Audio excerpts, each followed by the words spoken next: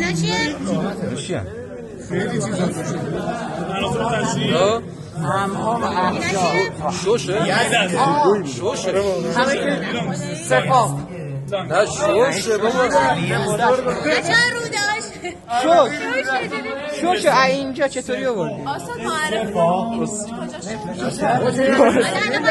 اکبر احمدی هستن متولد 57 بچه ها گوش بده این چیه؟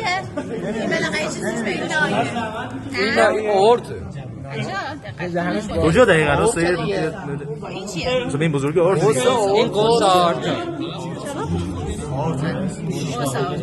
آره دیگه مثلا اینجا رو اگر علامت بزنیم بگیم این چه مثل آورد که نمره نمیگیره این قوس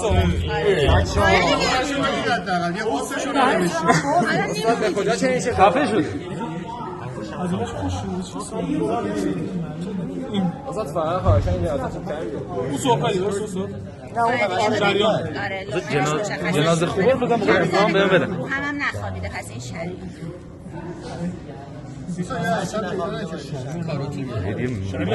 بودتون نشون بدم صدیشو دست بیفته دقیقا نزید ببین چیو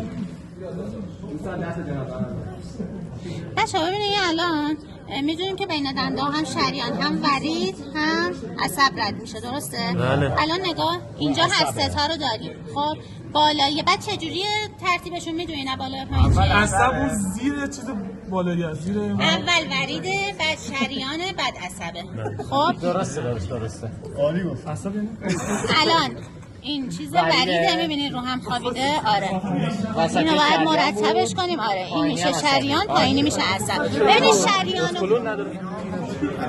کلون کسی نداره میخوای از کدام بزنی؟ دیدید بچه ها اینجا هر ستا رو داریم آره هر ستاش اینجا هستش ببینید ورید که اصلا خیلی راحت باشه رو هم خوابیده بین شریان و عصب همینجوری مرتب میکنید اونی که بالا سر شریانه اون که پایین تره میشه عصب خالی نمیشه تجربه اونجوری نمیپرسیم که مثلا اونم بین دنده ای رو که اونقدر سخته ولی مثلا اگر یکشون عصب باگی داشته باشه پیدا بشه اونو علامت می‌زنیم میگیم این چیه باید بدون باگی